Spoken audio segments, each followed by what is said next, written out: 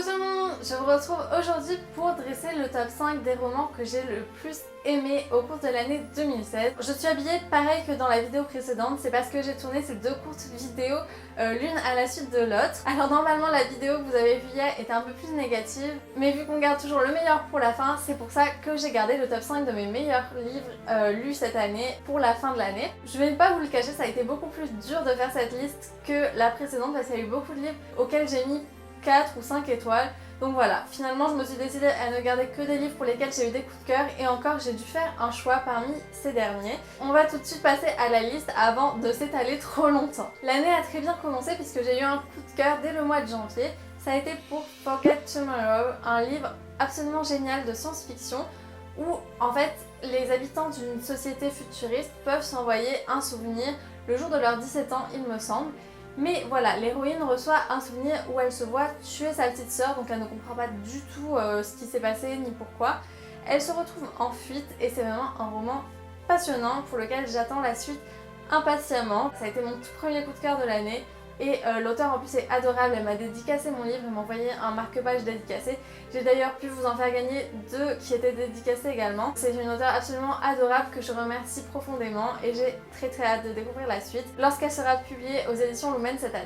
Le deuxième livre pour lequel j'ai eu un coup de cœur, ça a été La couleur des sentiments que j'ai lu au mois de mars. Alors je l'ai écouté en livre audio et je dois vous avouer que la lecture audio était absolument formidable. Il s'agit de 3 femmes dans les années 50 aux États-Unis. Ça se passe dans un contexte de ségrégation. 2 des héroïnes sont noires et la 3e est blanche et veut écrire un livre sur ce qui se passe à leur époque. Alors c'est un roman absolument magnifique qui suit les destins de 3 femmes mêlées également à leur famille et à leurs amis et je peux vous assurer que c'est un des romans les plus beaux que j'ai pu lire.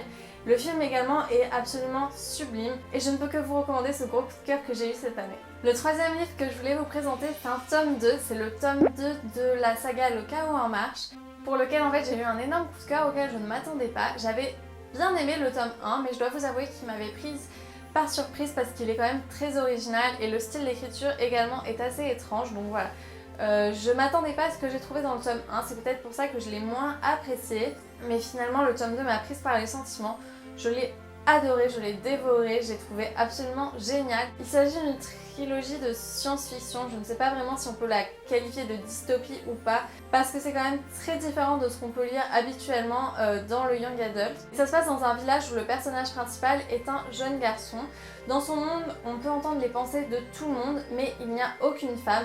Donc voilà, c'est comme ça que l'histoire commence. C'est une trilogie que je compte terminée quand même en 2017 parce que je la traîne depuis trop longtemps alors que pourtant j'ai eu un énorme coup de cœur pour le tome 2. Mais voilà, ça c'est une saga que je vous recommande très vivement. Ensuite au mois d'avril également j'ai lu le tome 1 des Sortilèges de Savannah. C'est un roman sur des sorcières dans une petite ville des États-Unis. Je l'ai trouvé très original. Alors c'est un young adult, mais un young adult mélangé à du new adult, surtout pour ses thématiques. Donc voilà, je le recommande plutôt à des lecteurs à partir de 15-16 ans. C'est une super saga. Si vous aimez par exemple Vampire Diaries, je trouve qu'on retrouve pas mal d'éléments. Mais ça reste quand même assez sombre et je me suis vraiment attachée au personnage. Donc j'ai hâte que la suite sorte en français.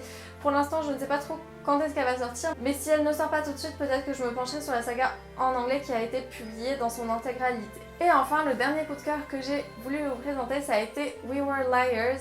C'est un contemporain de young adult très court qui repose vraiment sur du suspense, c'est pour ça que je ne peux pas trop vous en dire. Tout ce que je peux vous dire c'est que le personnage principal est une adolescente qui a vécu quelque chose de dramatique mais on ne sait pas forcément quoi au début et c'est un roman qui va suivre l'histoire de sa famille et de ses étés. Je l'ai vraiment trouvé incroyablement bien écrit, c'était magnifique, j'ai accroché dès le tout début et la fin m'a énormément surprise, j'en ai eu le souffle coupé et je pense que rien que pour cette fin, c'est un livre qui vaut la peine d'être lu, surtout par les fans de young adult. Et bien voilà, je vous ai présenté 5 de mes coups de cœur. On se retrouve très vite pour le bilan de l'année 2016, parce que 2016, ça n'a pas seulement été les 10 livres que je vous ai présentés entre le top 5 d'hier et d'aujourd'hui, ça a été tout plein d'autres choses que j'ai envie de partager avec vous. Donc je vous retrouve très vite et je vous souhaite de très bonnes fêtes de fin d'année. Bisous!